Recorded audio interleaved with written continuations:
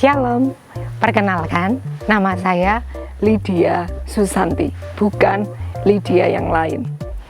Hari ini kita akan belajar tentang kepemimpinan. Setiap orang pasti punya rasa ingin memimpin, setiap orang pasti punya rasa ingin dipimpin. Nah, bagaimana dengan kita? Kita adalah dilahirkan semua punya natur untuk punya bakat memimpin. Kita mungkin belum tahu level berapa kita, 1, 2, atau 10. Nah, bagaimana kita tahu?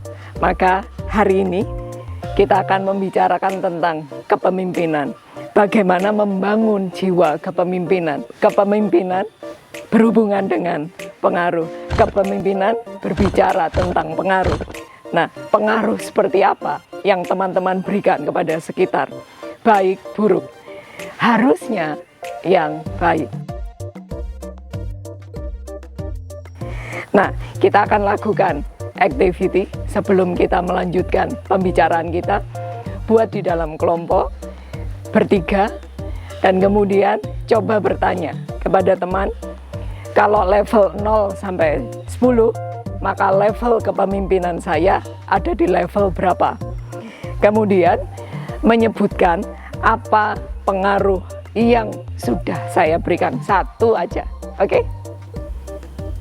Teman-teman, apakah teman-teman menyadari saya punya jiwa kepemimpinan seperti yang dikatakan teman-teman tadi?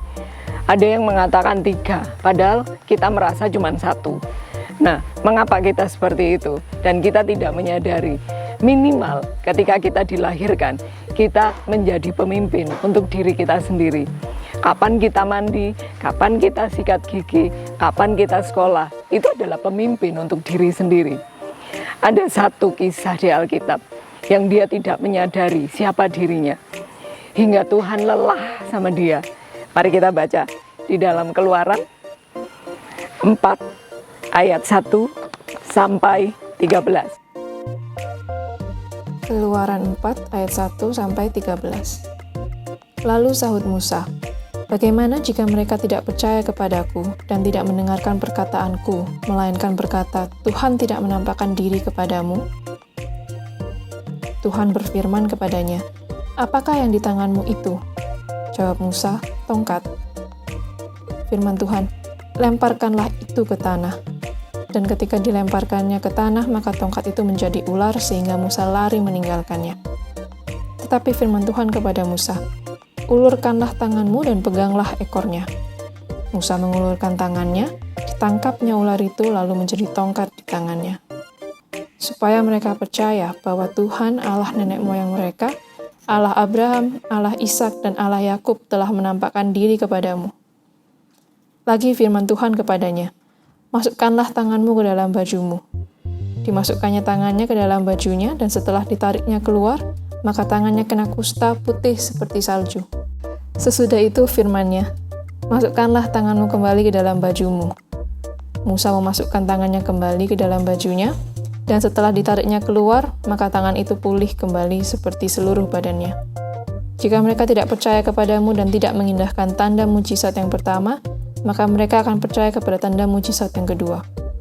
Dan jika mereka tidak juga percaya kepada kedua tanda mujizat ini dan tidak mendengarkan perkataanmu, maka engkau harus mengambil air dari sungai Nil dan harus kau curahkan di tanah yang kering. Lalu air yang kau ambil itu akan menjadi darah di tanah yang kering itu. Lalu kata Musa kepada Tuhan, "Ah Tuhan, aku ini tidak pandai bicara, dahulu pun tidak dan sejak engkau berfirman kepada hamba-Mu pun tidak. Sebab aku berat mulut dan berat lidah." Tapi Tuhan berfirman kepadanya, "Siapakah yang membuat lidah manusia? Siapakah yang membuat orang bisu atau tuli? Membuat orang melihat atau buta? Bukankah aku, yakni Tuhan? Oleh sebab itu pergilah, aku akan menyertai lidahmu dan mengajar engkau apa yang harus kau katakan." Tetapi Musa berkata, "Ah Tuhan, utuslah kiranya siapa saja yang patut kau utus." Kita sudah membaca di dalam Keluaran ini, Musa tidak yakin bahwa dia dipilih oleh Tuhan sebagai pemimpin. Sehingga dia berdalih, bagaimana kalau Harun? Aku tidak pandai bicara. Tetapi Tuhan tetap memilih Musa karena dia melihat bahwa ada karakter yang Musa punya. Nah, bagaimana dengan kita? Kita dipilih menjadi guru atau tragedi menjadi guru? Nah, oleh karena itu kita akan melihat bahwa titipan Tuhan dalam hidup kita seperti apa. Yang pertama, kita akan di sini teman-teman bisa lihat ada tali ya. Ini ada 3 macam panjangnya tali. Ketika kita menjadi seorang pemimpin, mungkin di antara teman-teman ada yang merasa saya cuma punya 1. Tapi ada yang merasa saya punya 3. Nih 3, panjangnya beda ya. Tapi di antara teman-teman ada yang merasa punya 5. Oh.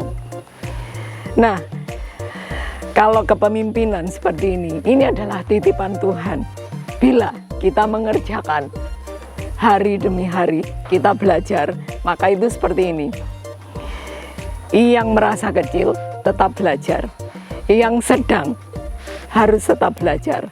Nah, yang merasa banyak bakatnya harus tetap belajar. Kalau tidak, apa yang terjadi? Maka panjangnya akan sama dengan yang lain. Maka tipsnya dari Musa adalah dia terus belajar mendengar suara Tuhan. Bagaimana dengan kita?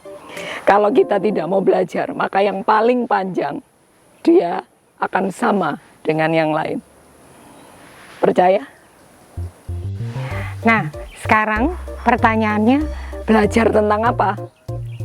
Di dalam Filipi 4 ayat 8 dikatakan semua yang benar, semua yang manis, semua yang adil, semua yang baik harus kita pikirkan dan kita lakukan. Nggak ada yang lahir langsung wow. Semua harus belajar. Kalau kita sudah merasa wow, maka kita tidak belajar apa-apa. Oleh karena itu, kita harus terus belajar. Kalau kita kurang, biasa aja, karena itulah manusia. Kalau misalnya kita sudah merasa tahu dalam satu hal, maka kita harus belajar dalam hal yang lain. Hal-hal yang baik, yang benar, yang manis, yang mulia, kita harus terus belajar sampai kita akhir nafas hidup ini. menjadi Seorang pemimpin itu adalah menjadi model, bukan model baju, tetapi model dari setiap tindakan kita, perkataan kita. Nah, kalau tadi belajar, maka yang kedua, kita harus berhati-hati karena kita adalah model. Teman-teman, saya punya kartu nih. Ya. Oke. Nah, ada angka berapa aja. Oke. Tolong, ini modelnya ya, bukan ini modelnya. Ini modelnya. Ya. Seandainya kartu ini saya ambil yang paling atas, berarti tinggal berapa yo? Tinggal berapa angkanya? Kartu berapa aja? Oke, yang paling atas ya, saya ambil. saya masukkan kantong, tinggal berapa aja. Ya, yakin? Yang menang minta kupon voucher beli di kantin ya, yang benar. Hasilnya adalah tara. Jadi pemimpin itu adalah jadi model. Model seperti apa? Jangan seperti kartu ini. Kita adalah orang yang seperti A, ternyata keseharian kita adalah lain. Sekarang coba bertanya di dalam kelompok yang tadi. Menurut teman-teman, kebiasaan apa yang bisa membunuh kita sebagai seorang pemimpin? Sebutkan 2 aja kebiasaan yang bisa membunuh kita sebagai seorang pemimpin? Seorang pemimpin selain menjadi model, selain harus belajar terus, belajar tentang apapun, maka yang ketiga, seorang pemimpin harus disiplin. Ketika kita disiplin, apa yang kita katakan sama dengan yang kita lakukan, itu adalah salah satu bentuk disiplin. Maka kita terus harus belajar. Kalau kita meminta orang lain mengerjakan lesson plan, maka saya juga harus mengerjakan lesson plan. Ketiga, disiplin ya. Keempat, tekun. Kalau tema kita tahun lalu adalah resilient, maka dalam bahasa Jawa dikatakan mendal mawon. Kalau kita salah, kita terus belajar. Kalau kita nangis, ya udahlah, karena mungkin kita salah, tetap bangkit lagi. Ketekunan harus dimiliki oleh seorang pemimpin. Menjadi seorang pemimpin bukan dalam satu hari, tetapi proses dari hari ke hari. Seperti ini. Nih, kalau kita nggak mau belajar, kita cuma jadi seperti ini. Hari demi hari nggak mau belajar kayak ini. Tetapi seorang pemimpin yang mau belajar, maka jadi seperti ini. Tara! Kepemimpinan kita dapat terlihat dari keseharian kita, dari tindakan kita sehari-hari. Hati-hati teman-teman, di sekitar kita, keluarga kita, teman-teman kita, itu adalah area untuk kita berlatih menjadi seorang pemimpin. Bila kita ingin menjadi pemimpin besok, mulailah dari hari ini. Semangat!